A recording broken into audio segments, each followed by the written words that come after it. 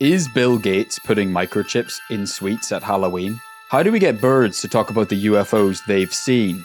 Answers to these questions and more on this episode of This Paranormal Life! Whoa, welcome back to This Paranormal Life, the weekly comedy podcast where every Tuesday, myself, Kit Greer-Mulvena, this guy, Rory Powers, who's sitting across from me, we dive into a different paranormal tale each Tuesday, deciding by the end of that episode whether we think, in our professional estimation, it's really paranormal or not. How the hell are you doing today, Rory? Kit, correct me if I'm wrong, but this episode is being released as our first episode in December. I don't know. Is that true?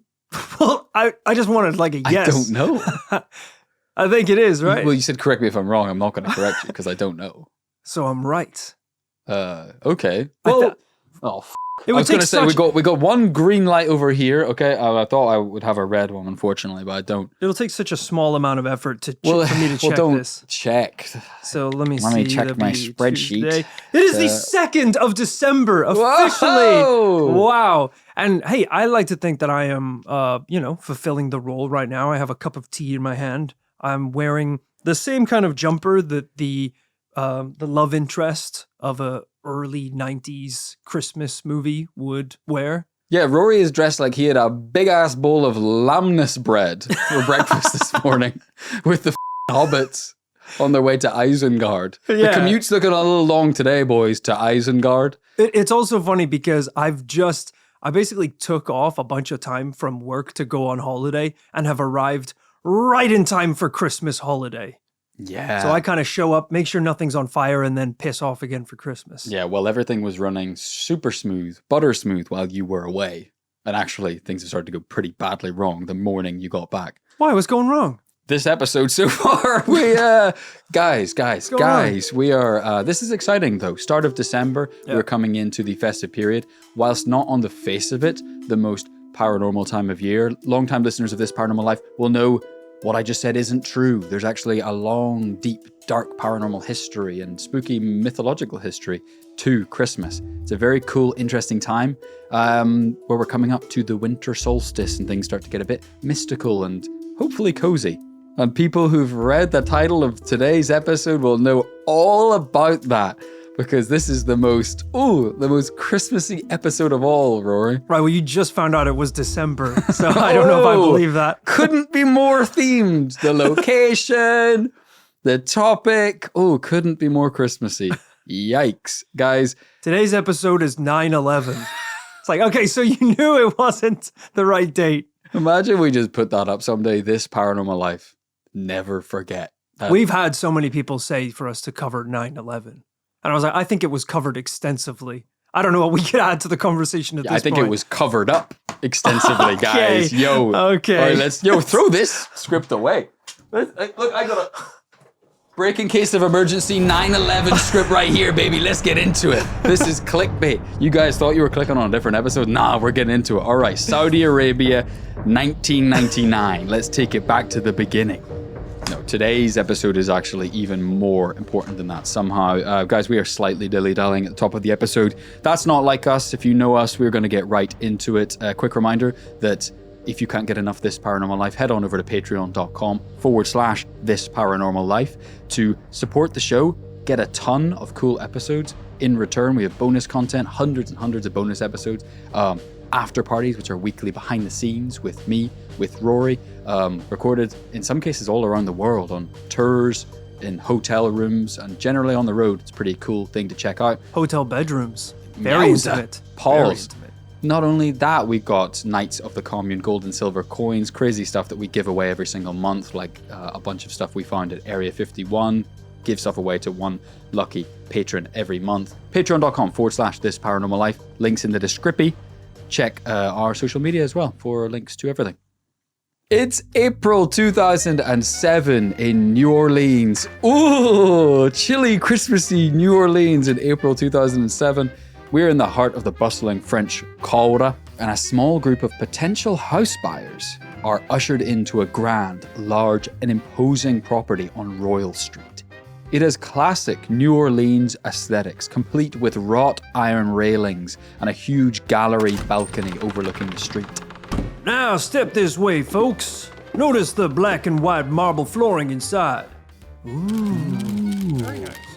Then let me draw your eyes to the beautiful ancient Greek-inspired carvings on the front door here.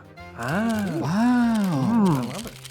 And this way, everyone, to the mahogany staircase. Just look at that woodwork. What about the graves out back? Oh, yeah, and the torture chambers. When do we get there? Some visitors interrupt the viewing. They're holding a copy of a book, Louisiana's Most Haunted Locations. Gentlemen, please. This house has had a long and varied history. The unsavory period that you're referring to is just part of a long and interesting story. If you would be so kind, let's move on. Now, golly gee, what a spectacular vestibule. Unfortunately for the realtor, it didn't matter how tasteful the color scheme in the second bedroom was. He couldn't make the viewers unhear the words torture chamber. And Rory, I know we've both viewed a few torture chambers in East London over the years. Black mold, rising damp, rat problems, or just straight up smelly. The rental market has its challenges, but unfortunately in this case, the words torture chamber were literal. Yeah, it's unfortunate if you're trying to sell a haunted house. If the people are turning up to the listing with like capes on and torches, you're like, just go home. You obviously just want a free tour of the haunted house. Yeah. Like you're not interested in buying this property. Because someone wearing a cape doesn't have 7 figures in their bank account. That's the main issue, actually. Right, unless it's Dracula or something. But even then, I think he's a little strapped for cash. Yeah, imagine you were a broke vampire. It's like, brother, on interest rates alone, You should be have coin. Warren Buffett levels of wealth. Yeah. This is on you at this point. Have you fallen for this many scams in succession? Yeah. Hopefully you at least lodged a single US quarter into your bank account in like 1732, and now you're Jeff Bezos. I invested in corn. What happened? It went bad. Yeah, you must have known it would go bad. Then I bought a whole bunch of potato farms in Ireland in the 1800s. Oh, Dracula. What? They loved potatoes. You told me to put my money in a bank. Yes, not a blood bank. A regular bank, Dracula. Thank you. You see, Rory, the LaLaurie Mansion was infamous. This was the scene of despicable cruelty over 150 years before, and pretty well known in New Orleans as a haunted house. Before I get murdered, is it New Orleans or New Orleans? Kind of either way, I think. I'm gonna get brutalized either way. Okay. Some people say New Orleans, other people say Nowlands. Nowlands. Yeah. Same way some parents would say, I love you, and mine said, go yourself. It's just like little differences. I think it's... No, go ahead and sip your tea. Go ahead and sip your tea as if that was a complete sentence that all made sense. For sure. You know, it's either way. Some people say it one way. Some people say, like, we're proud of you, son. And other people say, get out. I don't know why there's something so funny about wearing that jumper and holding your mug like this. I'm being like, yeah, so then that's when they said you'll never amount to shit. So, and this tea's really good as well. New Orleans. Tomato, tomato, yeah. Some say Rory Powers, some say shit little failure boy. All right, that's enough. Lady LaLaurie was famous for her cruelty. And when a fire broke out in the property in 1834, suspicions of this cruelty were confirmed. When the fire broke out, Lady LaLaurie was safely on the street when some bystanders insisted on breaking into the flaming house to rescue her enslaved staff. What they found in the servant quarters shocked local society, an already inherently cruel society at that time, and they found 7 people horribly mutilated. Jesus! Some suspended by the neck. And I won't even go on into the rest of the details because it's so awful and miserable. The tortured victims had been imprisoned there for months. Merry Christmas, everyone. Although maybe I did jinx it, Rory. I said they wouldn't be able to move on quickly. Well, LaLaurie did flee to Paris in shame pretty immediately. And graves found at the back of the property painted a horrific picture. Testimonies came out. The survivors spoke of sadistic cruelty, torture, and even murder. Victims of LaLaurie were said to have haunted the location ever since. Yeah, fair enough. That's horrible. And while this bit doesn't particularly affect our story, it is interesting to say for people interested in history, It's said that when the community heard what happened, the people went to go see the survivors of the injuries to see for themselves whether the stories were even true. They couldn't believe it. And then when they did see that their injuries were real, they banded together to destroy the mansion. People basically destroyed whatever they could get their hands on, leaving pretty much only the walls standing. Wow. Just kind of a weird time in the journey of humanity where, for the record, everyone was fine with them being slaves in the house. That was all cool and fine, but we just draw the line somewhere. At hanging them. Yes. Guys, just a blip in an otherwise perfect track record of American society and race relations. And from that day forward, people have consistently reported paranormal experiences inside LaLaurie house. No shit. The New Orleans Walking Tours Company says LaLaurie Mansion is often cited as one of the most haunted locations in the United States. Many reports of paranormal activity have been documented over the years. Visitors and residents have claimed to hear disembodied screams, footsteps, and moaning, apparitions of enslaved individuals, and even Madame LaLaurie herself have been reported. Whoa. One of the most famous stories involves a young girl who's said to have fallen to her death from the roof while fleeing Madame LaLaurie's wrath. She was trying to admonish her for something, was chasing her around the house, and said she fell off the roof. Her ghost is often seen on the roof or in the courtyard below, still trying to escape Madame LaLaurie. It is so cruel that these poor slaves are still here haunting the house. Yeah. And in this twist of fate, so is the slave owner. Right. Let one of them still be here and the other one is in hell burning for eternity. Yeah, it's like I don't buy that she's still here. Oh, she's in purgatory? It's like yeah. I think it's pretty cut and dry where she's going. Absolutely. Unless she spent the rest of her life dedicated to helping the poor and the innocent and the sick and the miserable and the downtrodden. Unless she spent every waking second repenting for her shit. Then I don't think she made it out of the D leagues. Yeah. You know? In what twist of fate is she stuck in this house whipping the poor for all eternity? That's not fair for the poor. Send her to hell. Banish her. If she's there, she should be stuck in our world having to do something she hates. Yeah. Like giving money to charity or, volunteering for the community. Yeah, I don't think that's how Christianity, if we're talking about a Christian heaven and hell, but I think what you're referring to is maybe more of maybe like a Hindu karma scheme or something like that.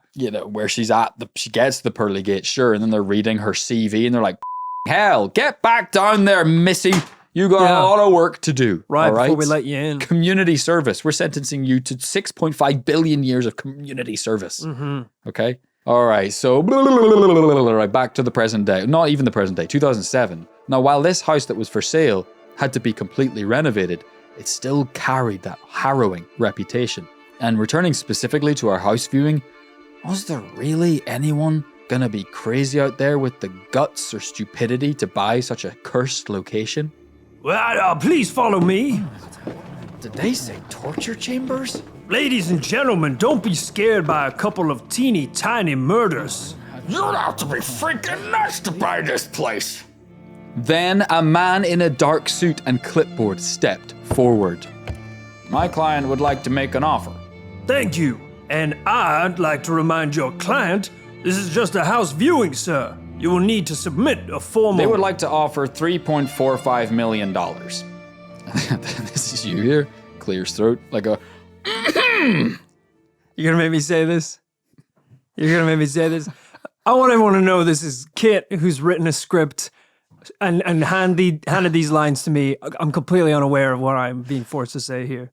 Right, hey, does Anthony Hopkins on the set of whatever the Anthony Hopkins acted in say that every time they say roll? No, he just says the line because he's frigging professional. They gave him the script well in advance.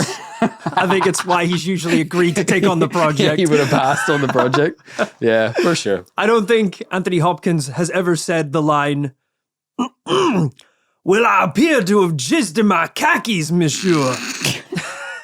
Sorry, No, one more time. One more time. Sorry, I ruined it. I don't give a f***. I absolutely don't give a f***. I'm not saying that line again. Well, we need a clean version. You have yourself a deal. There you go. There's I'm done, and I'm retiring that character. Shortly afterwards, he ran onto the street, got hit by a bus, and died. So he's gone forever. He is actually. It was really nice to get a little surprise appearance from Duke Jackson there. For that was what he was up to in 2007. I feel like selling houses in New Orleans, French Quarter. Rory, who would buy such an evil property? And what do they have to do with today's case? Well, this house would bring about the almost total undoing of its famous buyer, leading to claims that it was the origin of a terrible curse. To establish who we're talking about, let's run a little quiz on our well-known individual. Phil, play some quiz music. I don't know what that is. Rory, let's actually let the audience play along with our quiz here. We don't know what the quiz is. You don't know, I know. So I'm about to ask you questions, but don't shout out the answer right away. You can tell me if you think you know the answer, okay? Clue 1. The man at the heart of today's episode was once bailed out of jail by Dwayne Chapman, better known as Dog the Bounty Hunter. What the f*** is happening right now? You gotta guess. You're trying to guess who the protagonist of today's case is. All right, clue number 2. You didn't get the first one. What do you mean? Clue number 2. Okay.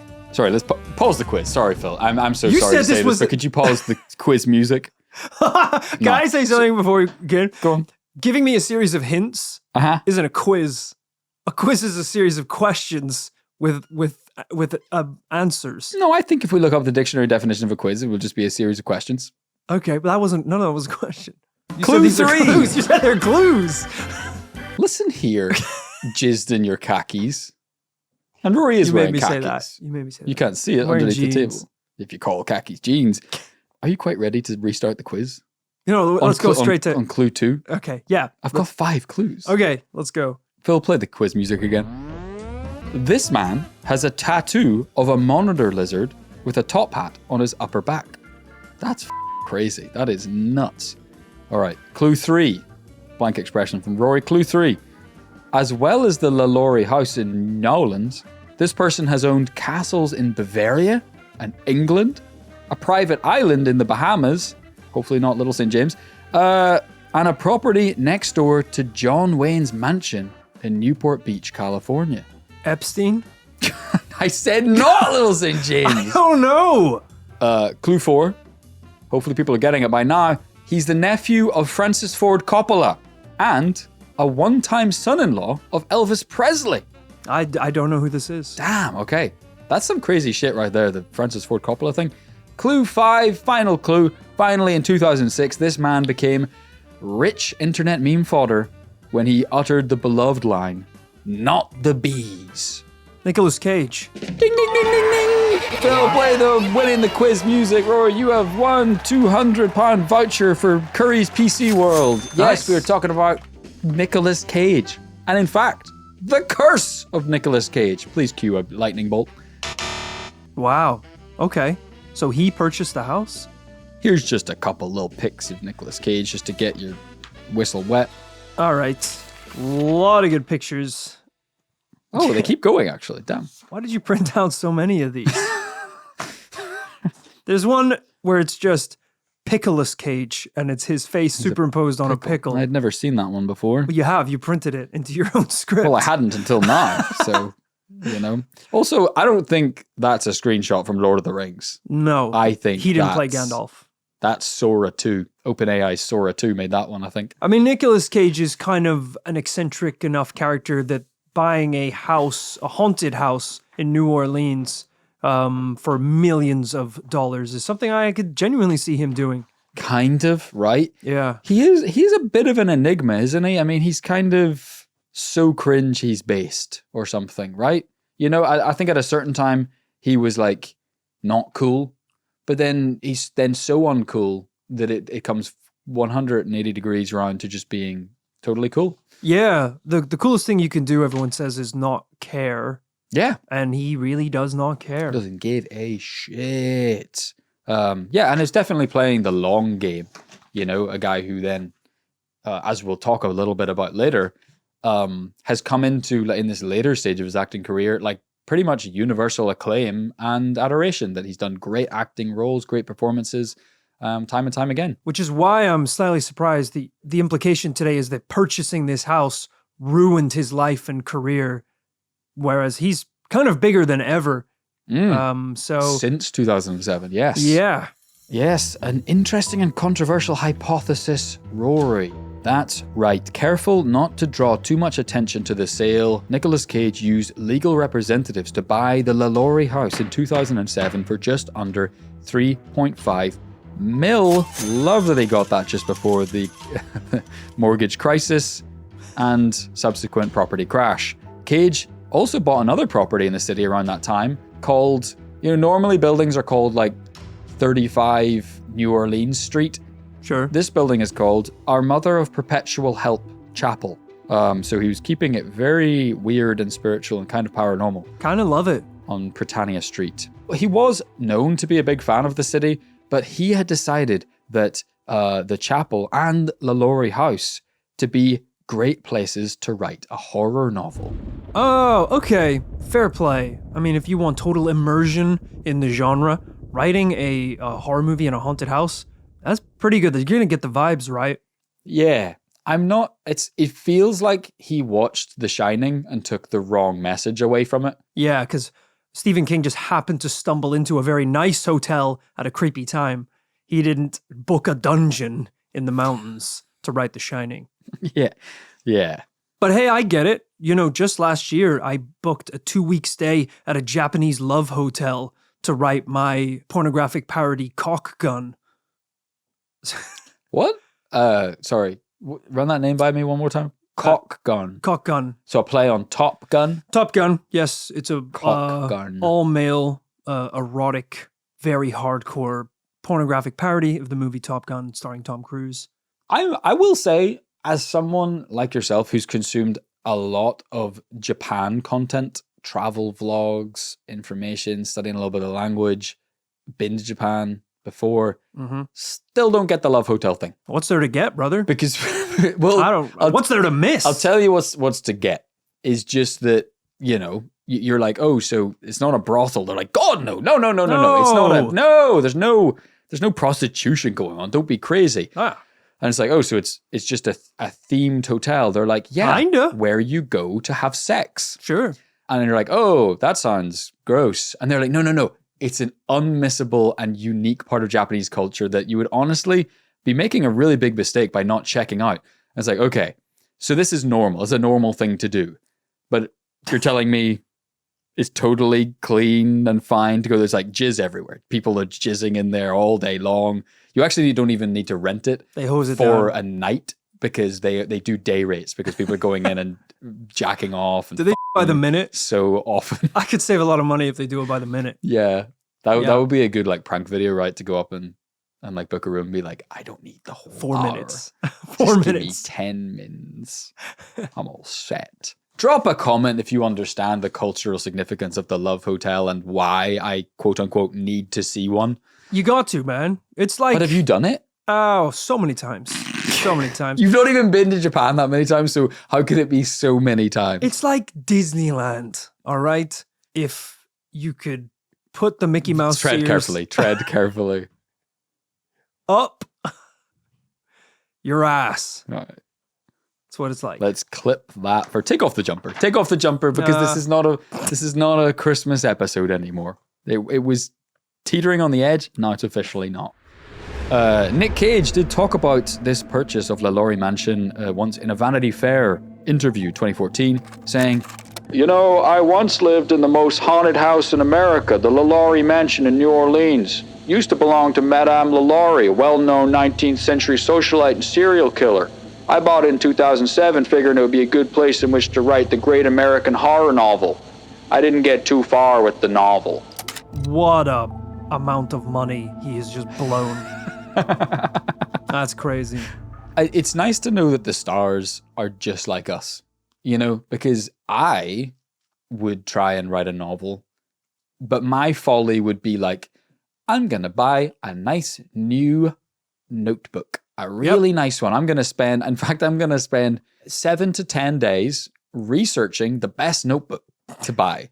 And then, well, I need to find the best pen too, because I don't want to get the wrist cramp when I'm writing the next great American novel. And then you get the stuff and then suddenly you don't feel like it anymore. You're like, oh, actually, that was a pretty misguided little attempt. At least I didn't drop $3.45 million on the idea. But why didn't Nicholas get, quote, too far with the novel?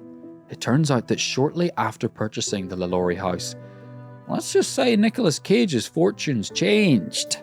Now, we'll set this out from the get-go. This is an alleged paranormal curse. This is a curse theory.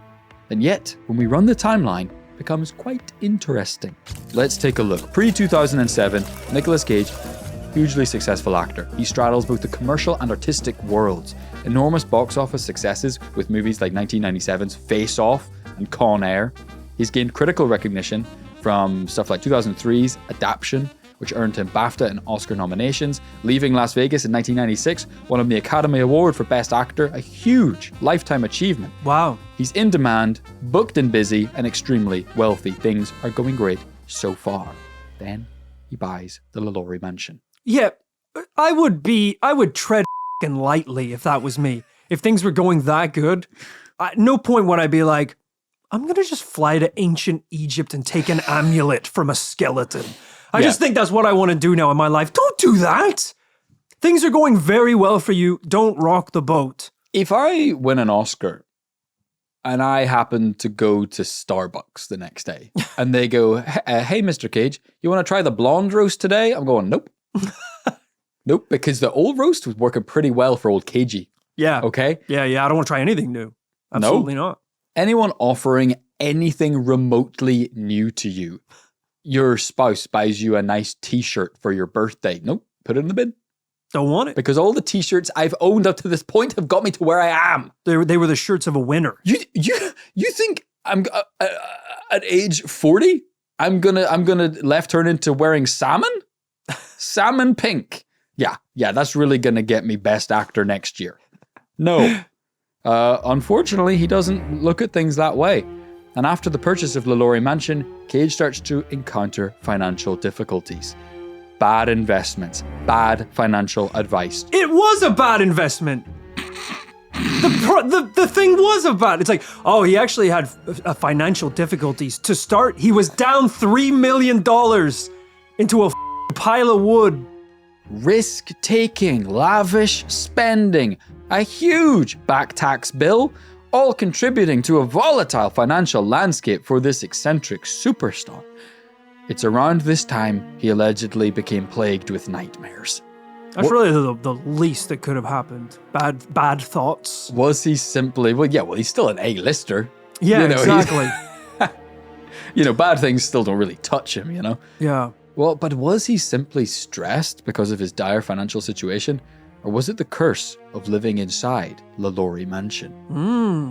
The quality of his roles began to deteriorate. He's forced to take on a series of straight-to-DVD releases for quick cash. He also, perhaps ill-advisedly, sues various business managers at this stage.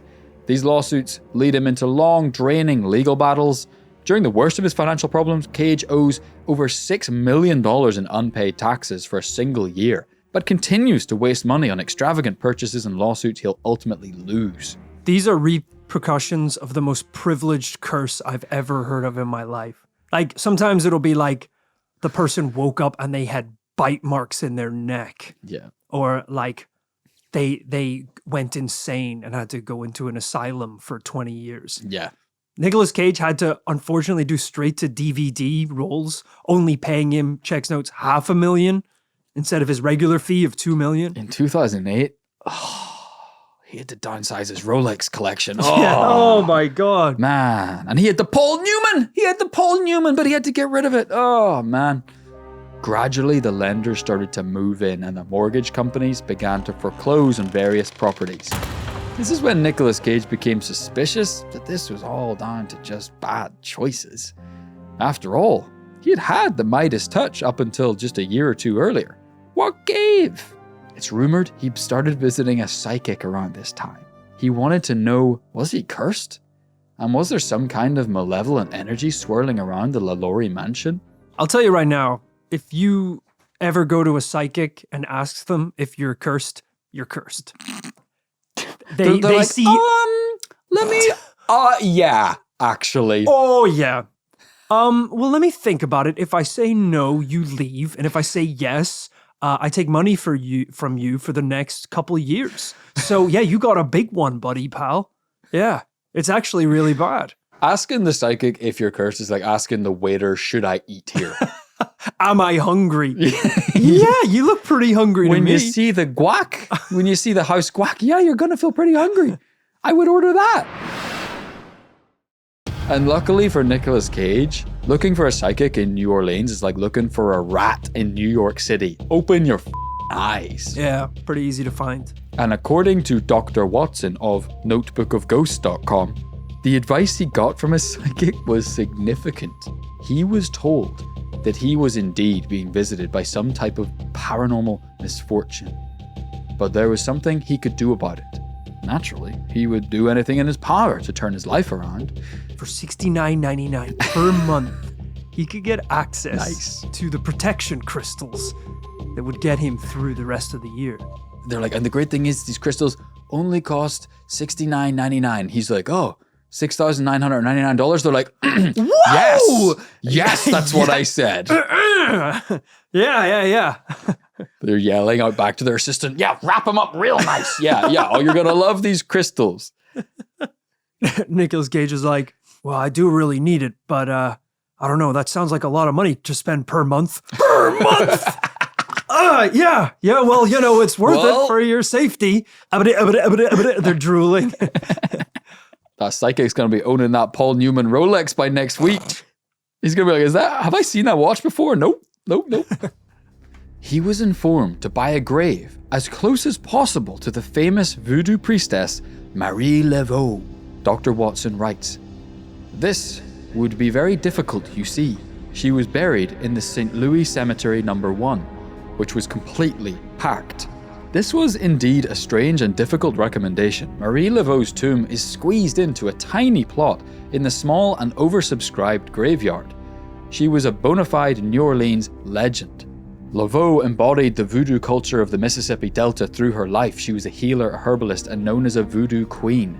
Surely getting a spot at St. Louis No. 1 beside Laveau would be a tall order, especially for a blow-in like Cage, even with his Hollywood credentials. So it just goes to show how seriously he took the advice that he decided to move heaven and earth, literally earth in this case, to get that plot. What's the deal here? Why is that going to help? Buying a plot of land beside a healer woman? I guess that maybe by committing to making your resting place next to this great healer of New Orleans will be buying you some favor in both the afterlife and maybe the present spiritual world. Okay. Because I don't know how the voodoo world works. I think we've talked about Marie Laveau through our talk about New Orleans and voodoo in previous episodes. I think it's come up, but I don't know. It's not clear to me why that would be, but I can see there's a tangential relationship here. It's like, look, cozy up to the big dog in the graveyard, and maybe this will bring you some good luck. Was this psychic friends with The Undertaker? I just also want to know that. Yeah. She's calling him like a week later. It's like, you're not going to believe this. I was talking to Freddie a plot just came up.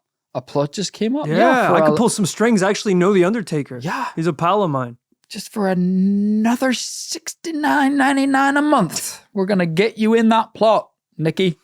And from what I can gather, he managed to buy a plot.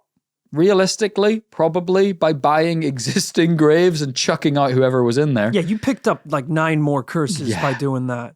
Low-key, it's not really that relevant to the story, but I think people did not like that. Understandably. Yeah. Locals were just like, you mother... Like, these are...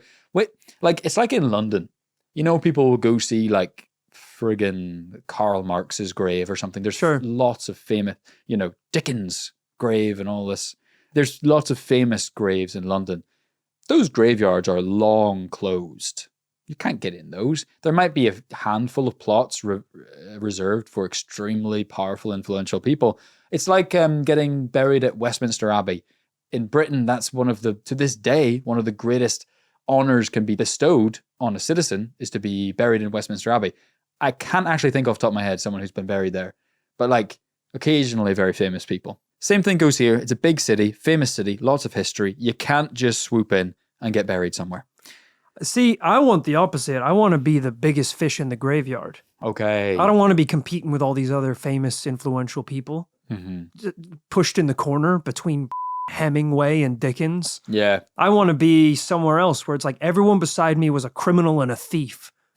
But in the middle of them, oh shit, that's actually Rory's grave. So get yourself buried in Australia then. That's kind of, just joking. So that's done. A land of British criminals. Maybe once upon a time. But yeah, I see what you're saying. But I think that's maybe an equally offensive thing to say. Is that they're like, so what drew you to, the Smithsonville Cemetery? Well, I was looking for I asked ChatGPT, where's the biggest graveyard full of chumps and losers? And it pointed me right here, actually. Yeah, I thought it'd be pretty easy to kind of outshine all the losers and deadbeats in this graveyard. Yeah, just put me in between this guy who, let's see, died choking on a muffin, and this one over here who, let's see, died at 17. So he's a virgin. So yeah, just put me right in between these two nerds. Yeah, it says right here in the headstone he only got to third base. That's all right. So he got his plot, and not just that, he built the most audacious crypt in Louisiana just to be safe. Dr. Watson goes on to describe how Cage built a 9-foot-tall white pyramid in the graveyard. Interestingly, the grave isn't even necessarily for him. It doesn't bear his name or something. It simply holds the Latin phrase omni ab uno, which translates to everything from one. Okay, I don't know why that helps. I'll show you the thing. What the hell, man? Holy shit. Man, I'm kind of gutted because all this episode is doing is making me not like Nicolas Cage. Right. Which maybe if I'd done any research, I could have come to that conclusion on my own. Sure. But yeah, this is someone who has way too much money and is kind of imposing in other people's lives and culture by doing dumb shit like this. Yeah, he's built a mini pyramid, really just eclipsing every other grave in this graveyard. This is really the point in the story. I need to check at the end, remind myself who suggested this story in our email inbox, because I think you can understand Nicolas Cage building the pyramid is the bit that makes you go, yeah, okay, I think I know what this week's podcast is going to be about. Sure. That a psychic told him to build a pyramid in New Orleans to get rid of the ancient curse. It's too awesome, even if it's weird. And with that, he not only built the pyramid, but pieced out of New Orleans, from what I gather, altogether. He sold LaLaurie Mansion. This is when it's interesting to look at the renaissance of Nick Cage's career in the 2010s, with the curse theory in mind. Because his fortunes, as Rory said, have changed a lot in later years. He's found critical respect and box office success again and again with roles like Pig, Longlegs, and The Surfer, which I watched recently. He also appears to have left his financial woes behind. Quote, reports indicate that he has since paid off the majority of his debts. His net worth is now reported to be around 40 mil, a significant recovery from its lowest point. He has a pyramid in every state, just to be sure. It actually is genuinely quite interesting. For someone like Nicolas Cage, it is true. His wealth should be much, much greater than what it is. And I didn't know he had such a fall from grace in the 2000s. I think it's very clear to see why. If he's buying haunted houses for millions of dollars, kind of as a joke to write a script that he never started. It's like, yeah, you're going to go bankrupt with it by the end of the week. Yeah, there's something funny about like knowing what the landscape of like the publishing industry is like now. It's like, it's kind of a joke how little money there is in books. Sure. Writing books. So the idea of it's a very funny snapshot of 2007 is like, yeah, I'm going to write a book. So I'm lacking a bit of inspiration. Let me drop almost $4 million on a place to write the book, and then you don't even deliver the book in the end. Sometimes I feel bad if I buy the premium meal deal 2 days in a row. Right. You know, that's enough to make me Rory, feel financially guilty. You idiot. You think you deserve a innocent smoothie 2 days in a row? Yeah. Psycho? My equivalent would be if I bought the Tesco Express, where I purchased the meal deals just so that I had enough time to think about what I want to eat. I plan on eating a few meal deals in the future, so let me just go ahead and buy the Express. I need to do some shopping on the weekend, so I'm going to purchase a Walmart. Just buy a Walmart for myself, and then I can maybe think about shopping there. Well, Rory, sometimes it's the paradox of success, you know? It's that psycho mentality that made him the great artist he is in the first place. And sometimes that is tragically inextricable from a lot of bad decisions being made along the way. You're telling me I'm not being nearly reckless enough with my money. No, I wouldn't say That's what that. I'm hearing. And with Christmas around the corner, it's time to splash out. No, I think... Get some weird shit. No, because... I'm going to buy my own Japanese love hotel. Because we need ads for the podcast, and January is famously a lean month. Nothing happened in January. We're going to a fallow period, my friend. We need to conserve. Yep. I can see you stopped listening quite a few seconds ago. I think you'll find our finances next year are going to be pretty sugoi. Because I have a little business proposal for you, and it's going to be fruitful. Our debts are not subarashi. Rory. But it is hontoni takai desu ne. So I'm going to need for the patrons to pump a little extra cash into the commune so that Kit and I can buy our own Japanese love hotel. Rory, we have got to round out this weird and sexy episode. Look. You know they're all themed? We actually don't have time. I wonder if any of them are like haunted. I'm kind of watching the clock here. If any of them are like haunted love hotels. Yeah, I'd say so, yeah. That would be There's really quite cool. old ones now, I think. Yeah. Yeah. Shout out to Abroad in Japan. That's where I'm usually getting my Japan content. I feel like Chris Broad has done a lot of love hotel investigations, and I still don't get it. Shout out to Chris Broad. Had sex with him in a hotel last year. Why does he love hotels so much? Sorry, you're right. Let's stay on track here. What I'm trying to say is, look, there is no doubt whatsoever in my mind. This is the lawyer at the end of the court case, taking off my glasses, putting down my notes. There is no doubt in my mind whatsoever, Rory. Nicolas Cage is an enigmatic, mysterious, and tremendous actor. This isn't the first time he's come up on TPL either. We once covered the allegations that he was a time traveler. Do you remember that one? Yeah, and a vampire. Yes. He's inspired a lot of theories. We might do again. There's a lot of famous people that are allegedly vampires, and Nicolas Cage is one of the big ones. It's such an old internet theory. We really covered that a long time ago. Probably does deserve covering again. I would agree. And the timeline is compelling. He bought a famously haunted house. His career tanked. He took the advice of a psychic medium, sold the house, and his career blossomed thereafter. But is that proof of anything? Or are simply people conflating unrelated features of his life to create a paranormal story? It's time for us to decide, me, Kit, this guy, Rory, decide whether we think this case is paranormal. Rory, look, there's kind of two things. There's LaLaurie Mansion, and there's the curse of Nicolas Cage. I think we can talk about LaLaurie Mansion, but I think let's focus on the curse of Nicolas Cage. I don't think that's possible because the curse is created through him purchasing the mansion with its dark history. Okay, well, if you want to quickly talk about LaLaurie Mansion, because I didn't spend any time really talking about the phenomena that takes place there, there is, from what I've gathered, no evidence, no physical evidence of those hauntings. Sure. A lot of stories. But we've seen it time and time again on this podcast. For the most quote-unquote haunted house in America, a house that presumably has ghost tours, at least in the vicinity to this day, we should be seeing lots of evidence. I also saw the Ghost Boys from BuzzFeed Unsolved did a case in this. They even had some of their team work on breaking down some of the evidence, looking into photographs. And man, you can look it up for yourself, but the photos they have are not great. Yeah. So we don't have good physical evidence for this haunting. Well, this is the problem with today's case is, we have this curse of Nicolas Cage that is supposed to be because he bought this haunted house. But there's literally, aside from just that his life got unlucky, there's literally no link between the events that took place in this house, why it's haunted, the history of this house, and anything that happened to Nicolas Cage. Aside from he had nightmares. Yeah, I don't think he even has ever... It'd be interesting to know that. I don't think he's ever gone on the record and said, yeah, it was f***ed, man. Yeah. It's cursed, dude.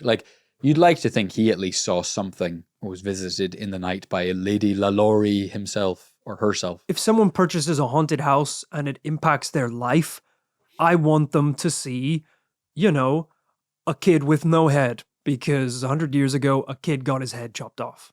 I want that level of connection. So, we have to remember that Nicolas Cage's life was bad at this time. This was also clearly the time where he was spending $3 million on a haunted house. Yeah. So you could say arguably he was in the bad period when he bought the house because he bought the house. And that's an incredibly reckless thing to do. Sure. At the height of the kind of pre-financial crash, housing valuations was caused him to lose about a third of the house's value over about 2 years. Yeah. Yeah. It's like you buy the house, bank balance look bad. Yeah. You sell a house, bank balance look not so bad. Sure. Yeah, it's like saying my life got really crazy around the time I bought that circus. I think the circus is cursed or something. It's like, no, you fundamentally changed your life. The nature of the circus Yeah. was to inflict chaos in your life. Yes. So I don't know. I think these are two different things. It's going to be a no from me this week. Damn, I think that makes it a double no in the case of the curse of Nicolas Cage. Let it be a warning. Often curses do end up this way on the podcast, but let it be a warning.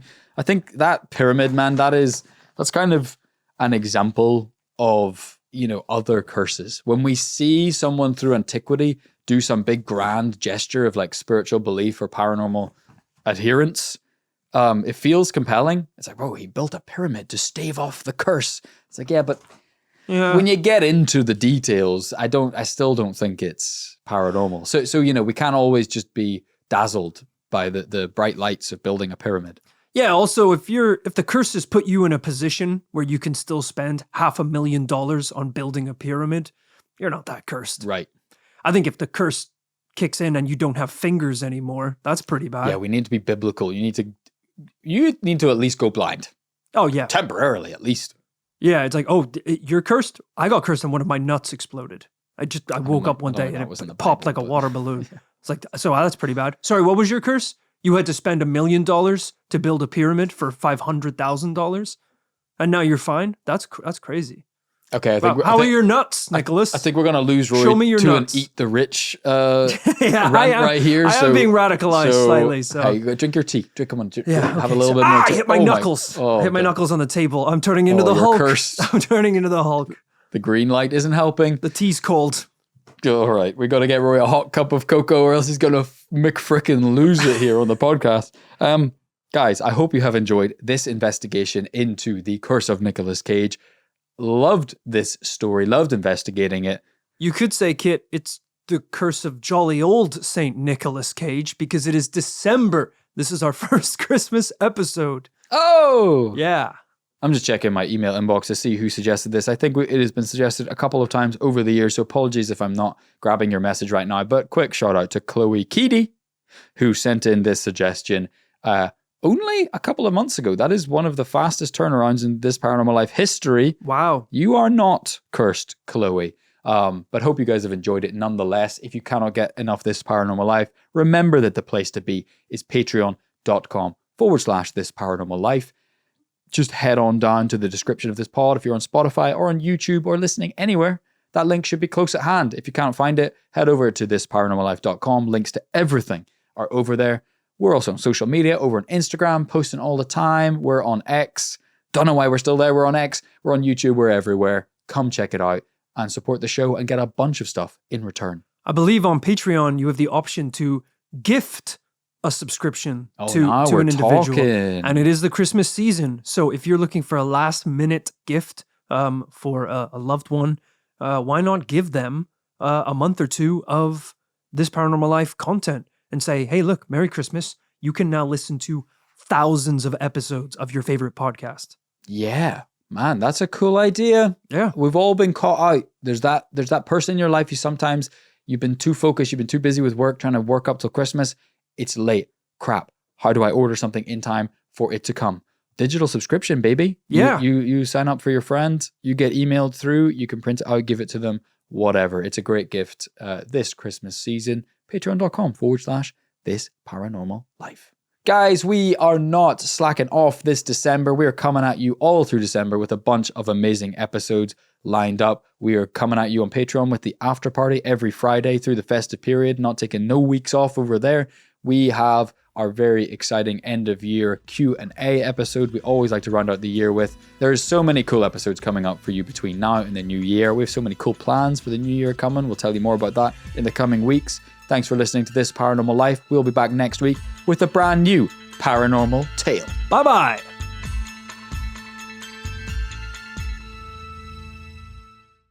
You'd have to be freaking nuts to buy this place. Can we just clip that out just as its own file? That would be great. Did we talk about this? Did you know that we're getting off topic right off? This podcast is going terribly. My phone just buzzed. Did you know that in Bridget Jones' Diary, the lawyer character is supposed to be Keir Starmer? No. Apparently it was based on Keir Starmer. You're also thinking of a different movie. You're thinking of Love Actually. No. Correct me if I'm wrong, but I'm not. Is that true? I think so. No. Bridget Jones' Diary is between Hugh Grant and Colin Firth. Oh, yeah. Yeah, you're wrong. The lawyer? Oh, yeah. I thought you were talking about the Prime Minister. Don't try and Love Jedi Actually. mind tricks me. Don't try and Jedi mind tricks me. Yeah, they both confusingly have Hugh Grant. Yeah, Yeah. he's in all of them, playing the same character. Yeah. And none of this is making it in the episode. Wow. Phil, we'll start again, Phil. Let's start again.